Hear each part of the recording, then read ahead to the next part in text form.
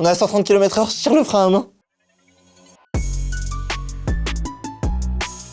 Et t'as fait un rêve qui t'a amené à faire un accident de voiture. Ah, putain, c'est fou ça. C'est vrai cette histoire ou pas? Ouais. Ouais. Écoute, dingue. Il t'arrive que des trucs assez ouf, toi, en J'ai fait un fait. rêve incroyable. En fait, j'étais en tournée. C'était pendant que j'étais en tournée avec Kev. J'avais un chauffeur.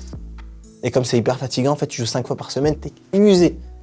Et moi tout le temps, le soir des spectacles, je dormais. On allait d'une ville à une autre. Côté passager, je baisse mon siège et je dors. Et Kev est derrière. Même pas. Non, Il y avait certaines villes où Kev et on était ensemble dans la voiture. Et certaines villes où moi, je suis en autonomie. Ok. Tu vois. Et ce soir-là, je suis en autonomie. Donc j'ai mon chauffeur, le gars qui est avec moi, et je suis ouais, mais je suis en train de dormir. Et je fais un cauchemar hyper réaliste. On est en train de. La voiture, c'était pareil, la même voiture. Le même mec qui conduisait était habillé pareil, moi j'étais habillé pareil. C'était la même autoroute, qui a un mur au milieu de l'autoroute. Ah, ça m'arrive très souvent. Quand je dors comme ça, j'ai des. Tu vois. Mais tu vois, quand tu te réveilles. Tu sais, tu te réveilles et Mais il faut un temps pour tilter que Exactement. t'es dans ton lit et que tout va bien. Ouais, je suis d'accord. Sauf que moi, comme tout est super réaliste dans mon rêve, bah quand je me réveille, on est dans le même cadre que le cauchemar, tu comprends? Donc c'est la même voiture, c'est encore le même mec, et donc moi je tilte pas qu'il n'y a pas de mur et que c'est pas un cauchemar. Donc moi dans ma tête, T'es encore dans le cauchemar. je me réveille, je fais et dans ma tête je me dis Elias, faut agir. Là faut faire un truc, là faut agir.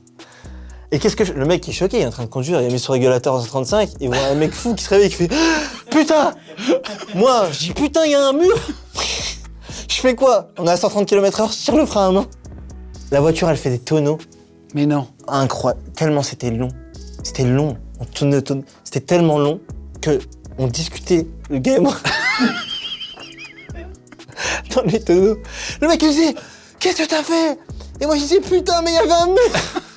C'était long, la vie de ma mère. Et moi, j'étais persuadé, maintenant qu'il y avait un mur sur l'autoroute. J'ai jamais fumé de drogue. J'ai jamais fumé une cigarette. Ouais, t'avais pas pris de J'ai drogue. jamais bu une goutte d'alcool de toute ma vie. Écoute, c'était vraiment la fatigue. Et t'as eu des problèmes suite à ça? Je sais pas, parce que en plus de dormir chez Kev, tu lui pètes sa voiture. On a fait des tonneaux. Et heureusement, grâce à Dieu, c'était le soir, il était 1h du matin, il y avait personne sur l'autoroute. On aurait pu se faire faucher par un camion parce que après la voiture, elle s'est arrêtée net, tu vois. Et j'étais persuadé, figure-toi, je suis ressorti de la voiture, j'étais au milieu de l'autoroute, je me dis mais c'est pas possible. Je te dis qu'il y avait un mur. Mais c'est incroyable, Incroyable, la fatigue. Et t'as jamais communiqué dessus, machin? T'as jamais mis de photos de ce Si, j'ai fait une vidéo, j'ai mis une photo, et je mets une photo de la voiture et tout. Putain, La voiture, elle est en à cause morceaux. d'un Et nous, on a cauchemar. rien.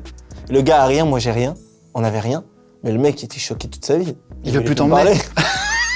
Le gars, mais je te jure que c'est la vérité. La vie de ma mère, il a démissionné 10 jours après, mais sur les 10 premiers jours, avant qu'il démissionne, il conduisait. Il était traumatisé. Il était comme ça. hyper dangereux. Mais frérot,